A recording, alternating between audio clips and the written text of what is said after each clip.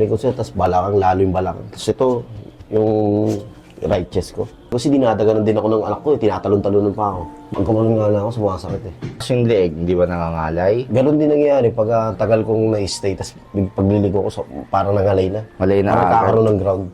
Sir, kailan mo pa nararamdaman yan? Simula na siguro, yung naging rider na ako, 3 years ago na yun. 3 years ago na. So, sir, inhale.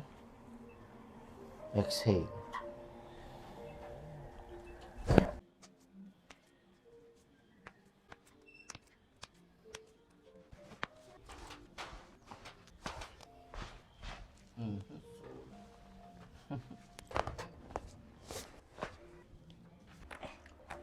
Oh, sarap.